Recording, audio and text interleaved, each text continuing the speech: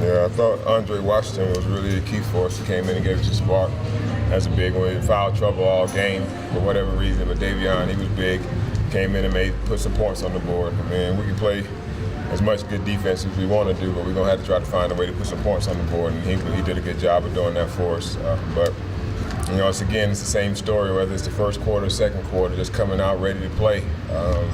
But again, just focus, getting rid of some of these mental errors, early on in the games, executing our plays, executing our stuff. It's just a lot of random. I don't know. We just get in the heat of the moment, and guys can't seem to focus on doing their job right now. We did a lot better job in the second half of it, and hopefully that's a sign of things to come, here in the near future. But we gotta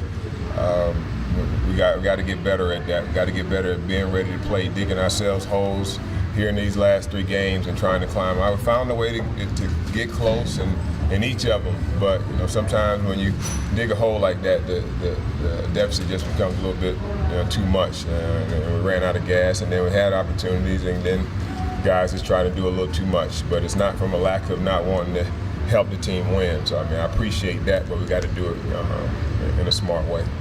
What did you like from Siobhan Thompson? I mean, I know he got into the foul trouble early, but still, made an impact early on in the game. He was a presence for us. He was a presence for us on the, on the offensive end. We're able to throw it down to him, and he can finish and make plays for us. He'll get better. I think when we're whole and we have a combination of him and Kennedy, at that 5 position, I think we'll be really, really solid. But and then defensively, I think we got to try to play without fouling a little more.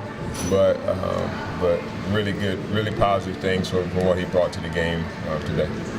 What can you guys do to shore up your 3-point defense? I mean, it seems like the last couple games here with Lakeland and now these guys, they were shooting at 1.70% from 3. Why are you having so much difficulty locating the guys coming back down the floor? Yeah, it's kind of it's a first fire thing. It's not so much, what you see.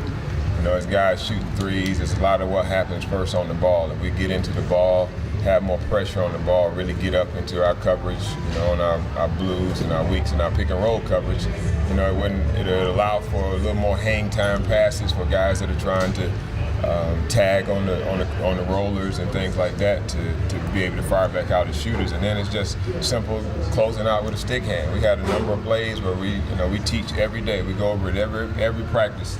Every shoot around. It's not one practice or shoot around that we've had that I've been here that we don't focus on closing out with a stick hand. And for whatever reason, we close out with our hands down and they hit us in the head. So I can't do anything about that. And I give them credit. They jumped up and made shots. The guys shot a couple off the backboard. That's just when it rains, it pours a little bit. But we can't be mad at that. Over the course of time, we continue to stay focused and locked in on our jobs, we can get those numbers back down. There's no difference in what I see with the personnel and the makeup. We have enough. It's not about who's not here, who's not playing. We have enough in this locker room to get it done until this starts to hurt a little bit and start to feel a little bit of discomfort from coming in with our heads hung like they are right now. It'll continue. But I think we got some guys in there that got some pride. The way they showed there in the second half, and if we can try to put that together for 48 minutes, I'll be able to live with the results a little better than I am right now. How do you come into a game with a team 0-8 without having mentality that we got this game in hand? We didn't really talk about their record. We watched this team play. We saw that they've been in games. They've been capable. They got some capable players on there, but it could be a little bit later. We just lost 2 in a row or whatever, so it's not. We shouldn't feel that we've accomplished or done anything. We're still trying to find out who we are as a group, as a team, find our identity, of trust in each other. Still a lack of trust right now, and that's on us to continue to build that trust. Our defense is set up to where it requires help. I don't think at this level, with the really good teams, or at the next level, that you're just going to be able to guard and stay in front of people one-on-one.